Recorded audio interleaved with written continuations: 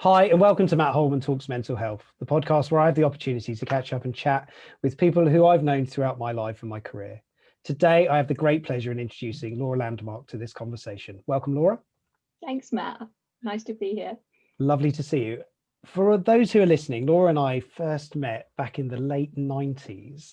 And actually, we parted ways back then as well. We haven't seen each other and to talk in this sort of sense for over 20 years. It's one of the wonderful things of this podcast is having the ability to reconnect with people who have made an impression on my life. And we used to go to college together, and hence the reason we knew each other. We always reminisce about times where we would laugh a lot around some of the subjects and some of the challenges of some lecturers who were quite dull at the time. I think that's a fair statement to make. We were trying to qualify. We did eventually, both of us qualify as professionals. I took a little bit of a longer journey. But Laura's one that's always left an impression. It's you are somebody who I've always admired from a distance. Of course, you upped and moved out of the UK, and you're going to talk all about that. But it's a wonderful opportunity to chat to you, to catch up and, share a laugh and a thought about your journey over the last years as an adult, I guess, since we last saw each other. So welcome. So do you want to do an introduction to yourself, Laura? Thanks, Matt. And we did have a lot of fun, didn't we? And it really doesn't seem like 20 odd years have gone by. We have kept in touch, obviously, a bit on social media and stuff. So, but no, it's really nice to see you again. So I'm Laura, Matt's college buddy for a short while at least. And I moved to Norway. I'm English, but I moved to Norway in 2008 because I married a Norwegian. So I've been out of the UK for quite some time now, and I'm very happy in Norway. I did qualify as an accountant, as a chartered management accountant. That's what we were studying for, in case you don't remember. I left that very quickly. Yeah. And I, amazingly enough, actually have built a really great career in accounting, and not the actual accounting itself, but it's it's the reporting and it's the use of the data, and it's actually, doing a lot of cool things with numbers, which I love. So that's one side of me. But otherwise, I live here in Norway on a beautiful mountain in a little town. And I have 2 kids. I have a husband, 2 cats. My cats originally moved with me from England. That was one of the conditions of me moving, was when we decided to go, it was like, can the cats come? Yes, they can. Well, that's great. Otherwise, sorry, but we wouldn't be moving to Norway. So, cat person. And, I have a busy business, I'm a founder. So I have 2 co-founders that we started a business in 2017. And we're growing and working with data and analytics and all that kind of thing. So we're in the right business for the 2020s. And I have a husband that works offshore and 2 kids. So life's busy. Wow. There's not a lot of spare time, but it's a lot of fun. Brilliant. Well, welcome into this conversation again. And, it's just fantastic to be able to catch up with you after all these years. So, as I always do in this, we've had a journey. You've been through a journey over that career and, a physical journey, actually, to take you overseas. Talk about your life a little bit, Laura. Let's talk about sort of the early years of your world and what happened and how things have changed for you, and sort of maybe from a mental health perspective, some of those, if you can, talk about some of those high moments or low moments, because I know you're a really positive person and very happy, and that's going to come through, and I love that, and we'll use that as the sort of the energy for this discussion. So tell a bit. Okay, sure. I would say that I am very happy and positive and relatively steady person, but of course that's been a journey. I wasn't always quite like that. I would say when I was up to the age of 10, I was delightful, happy and very kind of relatively normal kid. And then of course comes the teen years and comes puberty and comes these sort of years of challenging absolutely everything. So I would say from 10 to 20, it was a real challenge. I have a very happy and loving family. My parents are wonderful and very supportive, but it was confusing for them. I was their oldest, so it's like, what the hell happened to her? Like she was so easy and now she's not.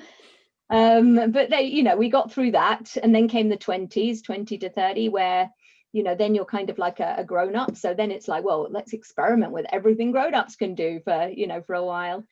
So that was a decade of partying, and it was a lot of fun, traveling and all sorts of things, but not a lot of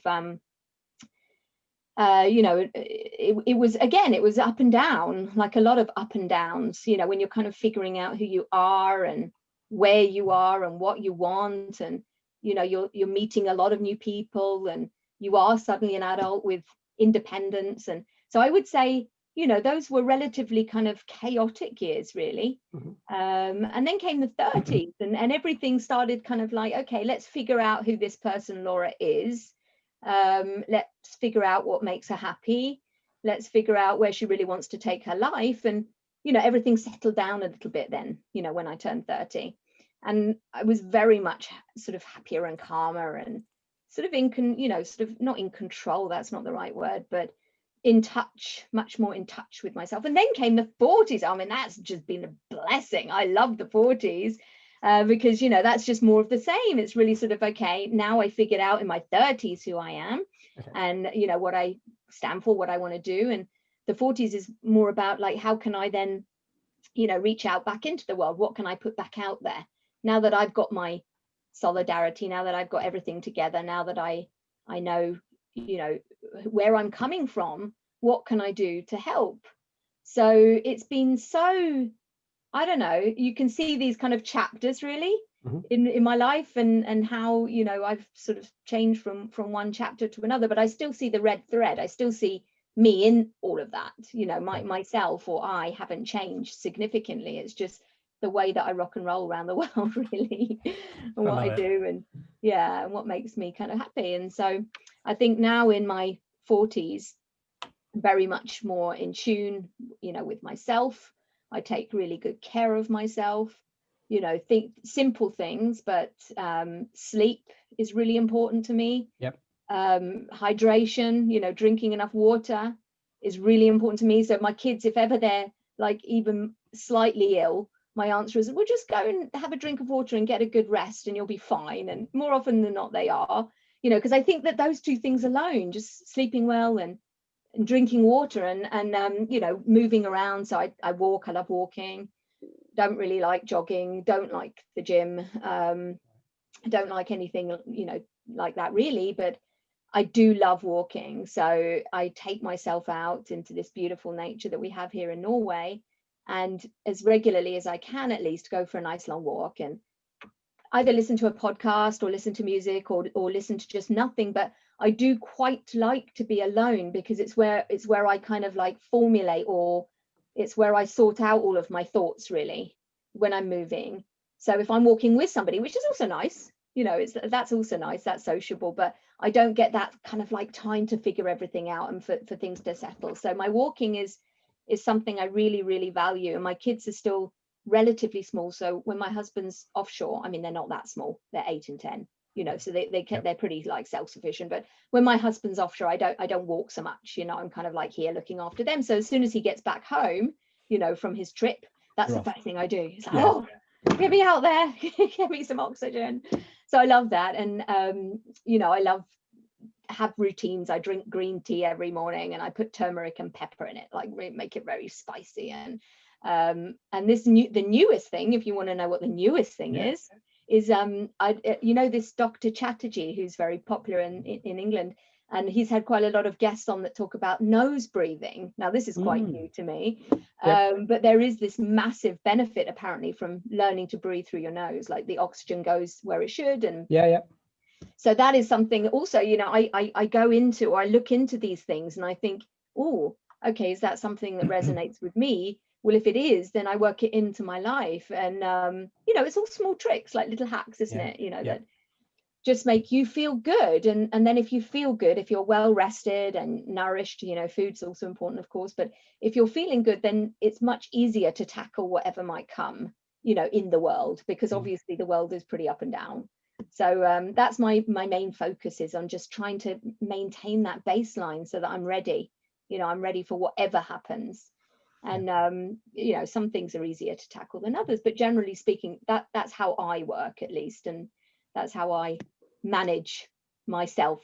Brilliant. So it took a while to figure all of that out, but you know, but life is a story and a journey, right? And what I think you've said there, Laura, very clearly, is that you've had these sort of chapters in your life that you've taken sort of I guess, taken notice of and stock of and said, right, I need, because I know, we've stayed in touch and I know some parts of your story and things that you've changed and adapted. And one of those was you stopped drinking alcohol for a while, as For well a as, while, yeah. but you did, and changed Yeah. that sort of approach. I guess that was your transition from 20s to 30s around that. Yeah, it was a bit. It was like, let's be careful now, let's, because I wouldn't say I had any sort of issue with alcohol, but of course you're partying a lot. You're going out, and I just felt, gosh, after a while, God, my poor body is, Yeah. I wanted to start taking care of myself. At that point in time, I started thinking, or maybe start a family. I wanted my body to, be the temple, all of those things. Yeah. And so I thought, okay, well, let's just chuck that out, because I'm one of those people, if I make a decision, then that's the end of that. There's no sort of second guessing. It's just, we will do without that for a while. And it was just instant. And the same, when I gave up smoking, it's just, okay, well, that's enough of that, so we'll stop that now. And the alcohol, with the not drinking of the alcohol, it was very interesting because it became almost like a social experiment. After a while, I started enjoying so much, like just going out and not drinking alcohol, and you get high off of the the atmosphere. Yep. It was also nice then to be able to jump in the car at the end of the evening and just drive home without any hassle. And all of those things. But I did that for quite some years, and then I thought again, okay, well, now I decide to stop doing that, so I'll stop. Yeah. And I had a really nice glass of red wine, and just carried on drinking like a normal person, really. Yeah. But I like these experiments. Like, I like to try it. I know that you're, maybe I shouldn't say, maybe Yeah, I you would, can. but It's fine. I understand you're also trying, just to see what it's like to just give your body a break. I mean, a lot of people do dry January and stuff like that, don't they? Yeah. Or dry spring or something. Well, Yeah, or sober October is another one. yeah, I don't do any of those things because I don't feel like I want to or need to. I don't drink that much now anyway, but I loved the idea of cutting it out and seeing how that made me feel. And yeah, it made me feel really great. It was good. It was different. Amazing. So, it's a fascinating one on the dry January thing. I've spoken to people and said, what's your plans after dry January? And the first reaction often is bizarre, which is, oh, I'm going to have a bottle of wine, or I'm going to have a bit. And I said, what? I said, you've done so well for a month. And it's like the celebration of not drinking is to go and have a drink. It feels strange. I don't know. I said, well, why wouldn't you push yourself and challenge? Maybe do 32, 33 days. It's fascinating. But what I think is incredible from your story is that thing of control. It's the thing of, if I make a decision, I will do what I've decided to do. And it's almost sort of irrelevant what other people think and say. It's I people ask me, what, you don't drink anymore? And I say, yeah, I do drink. I just don't drink alcohol now. Yes. It's like almost as though I've given up water, which I haven't, and tea and alcohol-free drinks. But I would never push that agenda on anybody. No. It's for me. So I love it. I love it. I used to love it too. I used to say, like, I used to go out and I would be hankering after a really good cup of tea. Yeah, I've never been. Well, I've been able to go out yet, so. Yeah, you haven't been out. Yeah, we're not allowed to go out. Yeah. No, but you get a good cup of tea down you, and that's what you need. Yeah, absolutely. maybe herbal, something like that. But anyway, I enjoyed it at the time, and it was just, that's just the way it is. Like it or lump it, and a lot of people didn't really like it. A lot of people weren't big fans of it because it makes you a slightly different. If they're used to you going out and partying, and suddenly you're still there, but you're not quite the same as you were before. Yeah. It's, people find it like a bit strange maybe or something, but again, that's it's our choice, or it's individual, isn't it? Individual, it's unique to that situation. So let's talk about being a parent then as well, because I'm a parent, you're a parent, you've got two young children who you obviously dote after. Let's talk about that. How's that experience been for you? How's that journey been? Well, that's just the most amazing journey, really, because like most married couples, like when me and my husband got married, we thought, okay, well, now let's have kids, and that didn't quite happen, in that way. So we waited and we died and did all the normal things that you do, and it's like, okay, well, this is really taking a long time. But in that journey, the amazing thing was that my husband's Norwegian, so we were going a bit back and forth to Norway, and we had some friends, and we went to a party over here in Norway when we were visiting once, and they were foster parents. And I thought, gosh, that's an interesting idea. I love the idea of being a foster parent. So I was talking to the woman, or the lady that was having the party, about this, about her journey and being a foster parent. And I just thought, gosh, this really attracts me, the idea of being a foster parent. And actually my husband, he was having a similar chat with the guy who was having a party. Oh, okay. Because I thought, when I went to sort of share this with my husband, I really fancy the idea of, you know, looking into being foster parents, that he might say no. But he said, well, actually, I had a really interesting conversation, and I agree this would be something that is really worthwhile and something we should look into doing. And so, to cut a long story short, we, you know, at that point in time, we were still living in England, and you know, the move kind of came up. You know, we were going to move from England to Norway, so we didn't do anything in England, albeit I researched it a little bit. But when we moved to Norway, we started looking into this. How do we, you know, how do we become foster parents? And so we applied to go on various courses that you need to go on to be approved to be foster parents. And we, you know, that was a real journey. You know, it took its time. You have to wait to get on the course. You have to go on the course, which is very interesting, because they delve really deep down into your psyche to figure out if you're suitable for this. But so you have to really dig around in your own history and your own, the way you think about things. And anyway, we got approved, I remember, and this was, you know, this is now many years since we first thought about being parents. So, you know, you can imagine a huge amount of patience. I had to learn to be very patient on this journey, which took all in all about 6.5 years from, you know, when we decided to be parents to actually becoming parents. And the amazing thing is, and I'm going to have to really like cut it down into being a short story, because it's a really long story. But the amazing thing was that the people that, you know, child protection, if you like, they saw us and found, or asked us in this journey if we would consider being adoptive parents. And we were like, well, amazing. Like, is that even possible? Is that, you know, because of course, you know, that's just like being a foster parent. But of course, there's much more security, because if you adopt a child, then there's less, you know, it's obviously much more secure for the child and for us as a family. So we were like, yes, absolutely.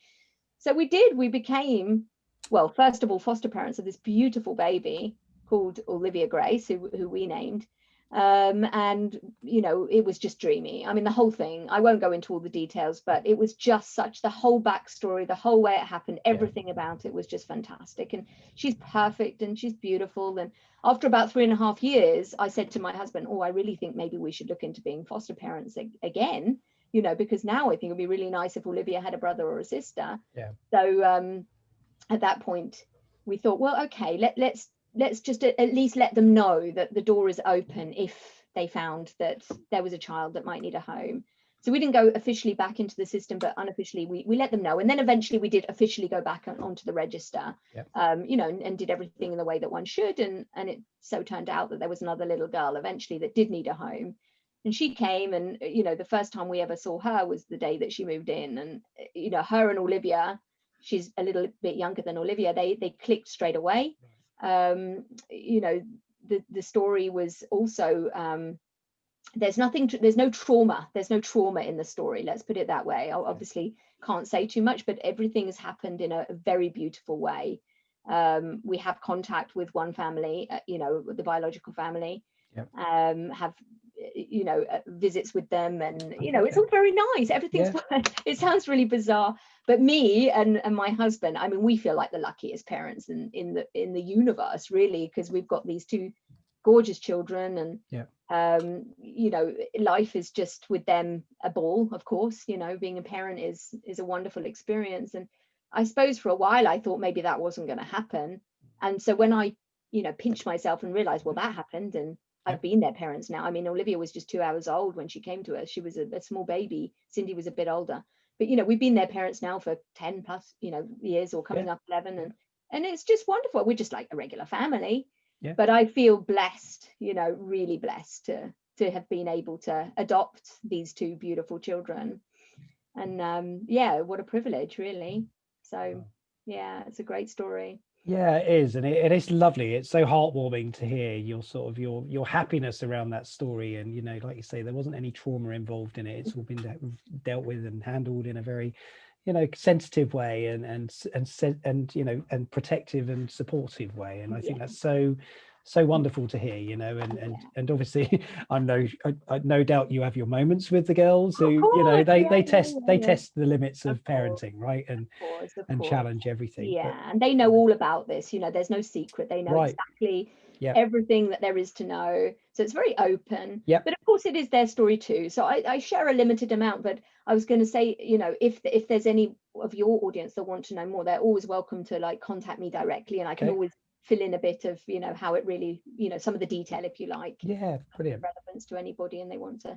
That's lovely, and thanks for that offer as well. And you know, if anybody does need to or want to know more or understand more about it, it's quite a journey, you know, for people. I can only imagine, for, you know, from the challenges of not being able to have your own biological children to then having this sort of process that you have to go through. And I'm sure that wasn't an easy process by any means, from what you say, from the number of years that you were involved in it. So but what a fascinating story, you know, it really is. And I feel so buoyed by the way that it's sort of playing out for you. I think that's amazing. It's wonderful to hear as well. I do want to delve into one thing which touches in a little bit of, you know, obviously you understand the British culture, you know, your culture, so maybe what's the difference in Norway with us? Is there anything you can sort of give us insights into, because I love learning about alternatives? Okay, well, no, that's an interesting question. Okay, I'll do my best. But Norway, there are very few people. I mean, we live in a town, so it feels like there's lots of people, of course. But, you know, in Norway, there is only sort of between 4 and 5 million people, I think. And it's a big country. You know, if you look at how actually, you know, the size of the country, it's big. So you can imagine there's a lot more space. But the country is also quite like mountainous and rocky. So, you know, people are concentrated into certain areas. So therefore, you don't feel like there's a lot of space. You feel like you're in a relatively sort of populated space. But the thing is that I've noticed with Norway that they have a lot of kind of traditions and rules and systems. So, you know, everything seems to be a bit more organized. Maybe that's not the right way of saying it. Say it as you like. That's fine. It's just like, you know, the things happen in this way. You know, this is the way that things happen. You know where you are.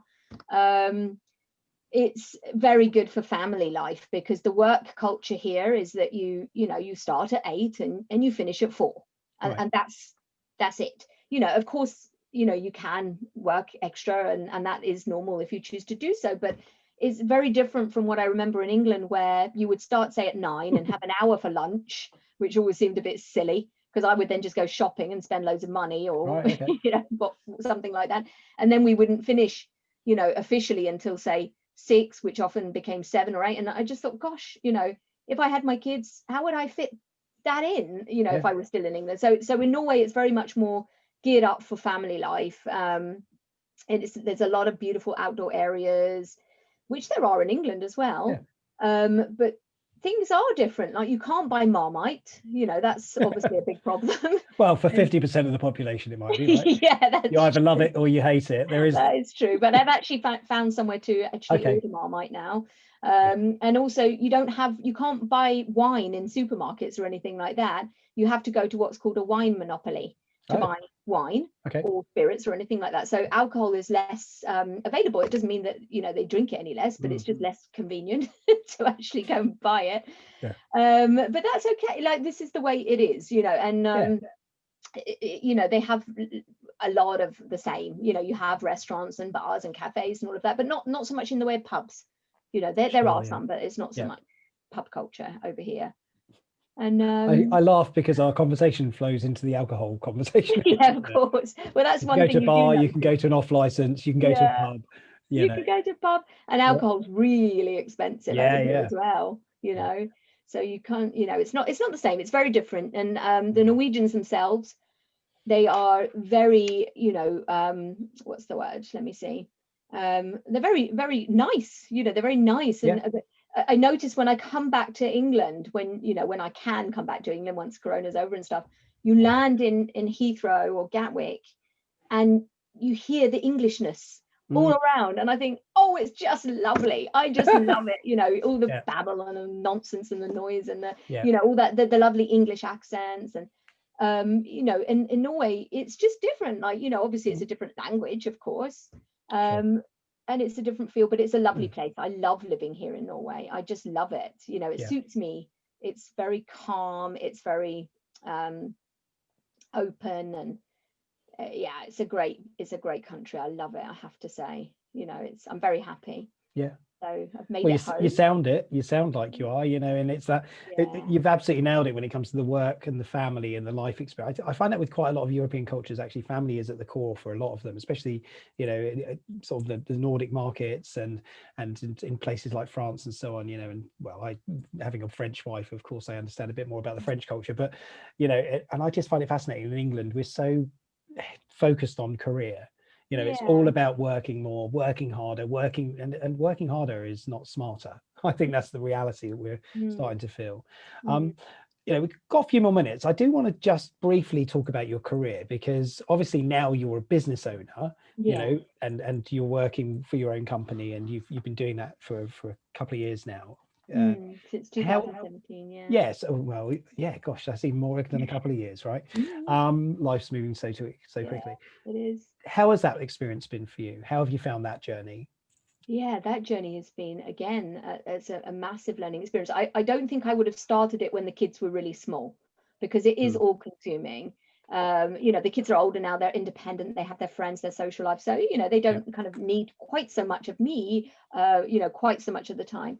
But since they were older, and I've managed to then focus again now back on, okay, what am I going to do, and how am I going to earn money, and what can I create for the world, you know, that the world needs.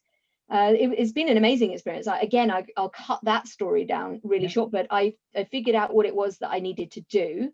And then I thought, oh, I need somebody to do it with, because what we do is very much focused on development and programming, and we combine finance and technology. So I needed, you know, a developer to do this with me. And I just thought, oh, there is this one person I sort of know on the other side of Norway who would just be amazing. Like, I'd done a bit of work with this guy before. So I tentatively approached him and sort of pitched the idea to him, and he was quite positive to it. And but the thing is that he had to leave his job, sell his flat, and move over to where I lived in order to start this. You know, that was kind of the deal, because we didn't want to be two consultants on each end of the country rocking around doing, you know, we wanted to actually start a proper business. So he did do that. You know, after some soul searching, he did pack in his very well paid full-time job and rented out his flat and moved over to Stavanger, where I live, to start this business with me, you know, and we started it together. And the amazing thing is, we're now 3 partners. So we were 2, we're now 3, and we have you know, a couple of amazing people working for us as well. But what I found is that it's these guys that, you know, my partners, we have the most amazing connection in terms of, like, we just discuss everything, and you can imagine it's not easy. Rather, starting a business from scratch, we started with, you know, relatively little amount of money, and then built it up from there. And we really have had to keep those lines of communication really open. We've had to be able to tell each other when we're not, you know, happy or not thriving, or if there's something the matter, because it's all about communication. And we've got a really great open line of communication, and that's the way we've made it work. And I just, you know, adore them. I mean, they're so clever, and they're so you know, they're fantastic business partners. But we have a really good thing, you know, in what we've built, and therefore I think that's why we're thriving now. It's like, it's taken a really long time to lift the thing off the ground, but now it is. And so now we just need to keep developing it. It's amazing. And you know, it's your passion, you know, it's and it is another one, you know, it's a baby, isn't it? It's you've built it, and there's 3 of you that are involved in it, and I know you're growing as a business, and it would, you know, I like to give shameless plugs for people. So it's called Mantle Analytics. One thing I found interesting was I watched you've got a little corporate video, and I watched it, and there's a couple of things I pulled out of that, which was, one was about stress less, achieve more. You know, so being mindful of, you know, everything we do is, you know, if we can reduce the amount of stress around that, it's great. And you said, and it summarized it with this: goodbye late nights working, hello family and free time. And I thought that was lovely. I think that was true, though. So important, and it is so relevant for right now, isn't it? It is that you've described that. We don't need to make things difficult for ourselves. I think we as human beings are so used to sort of pushing the rock up the hill, and just, you know, just, there are so many easier ways of doing things now if you use technology. And I think that's the thing. It's a big mindset change, because often people feel productive if they're busy moving numbers around in Excel, you know, or they're busy putting paper in envelopes or whatever they're doing. Oh my God, yeah. Because that's how we're programmed. If I'm working longer and if I'm working harder, it must mean I'm important and I'm doing a good job and I'm needed. Well, actually, like, rather, Yeah. if we can, start using technology to do some of that kind of more grunt work, free up your own time to use your brain, spend more time with the family, go out for a walk, because it's really about, the data doesn't, the data that we use anyway, it doesn't sort of magically heal everything or make companies better. But what it does is it allows you as a business owner or a department head or whatever to take, a greater look as to what's going on and all the moving parts. And can we do something better or quicker? But you need time and you need thought power and you need numbers but we don't need to be producing those numbers ourselves. So we use the technology to do all of that, because we want for people to have a much more fun in their businesses. In fact, in our business, we have 3 core values, and it's fun, ownership, and teamwork. And fun is number 1, because we think, well, what is the point in being miserable? Oh, 100%. Yeah. Amazing, it can be a lot more. Give yourself space to do some nose breathing, right? Yeah, some nose breathing. That's what we need to do.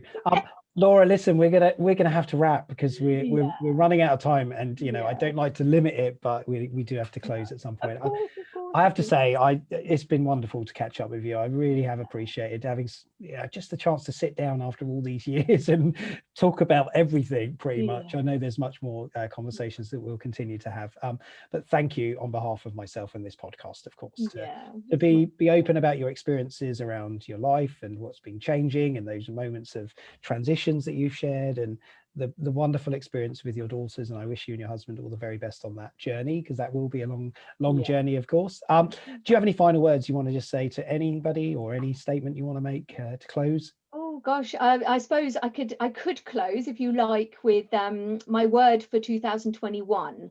Go for it. My friend Rita, who you've also seen me talk to, she's amazing, she's so inspirational, but she always has a word for the year. So my word for this year is rise, because I think it just gives me so much kind of hope. It's been a funny old year for all of us last year, but this year it's time to rise. It's time to kind of take back control and try and get our lives back. And so that's I suppose my rising, or my final thought is just that idea of just like, let's just keep going up, let's just try and get through this weird COVID-ness. And we didn't even really touch on that, but you've got a beautiful area that you're in at the moment. You're with your kids and your family, and and fingers crossed.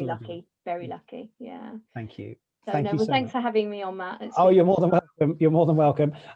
As I always do at the close of these, I just want to say to anybody that's listening, if you are struggling or you do have any worries or concerns, know there is always somebody there to talk to. As Laura said, if you're interested in talking more about some of her journey with her adoption with her beautiful children, you're more than welcome to get in touch with her. But if you are worried about other things, anything else that's concerning you, please know there's always somebody to talk to. Samaritans in the UK is available 24/7, 116 123. Please know that there's always somebody at the end of the line that will be there to have a chat with you. That's it, we're done. Popsock, thank you very much for taking part in this session today, and I look forward to staying in touch with you. So thank you, everybody, and take care. Thanks, Matt.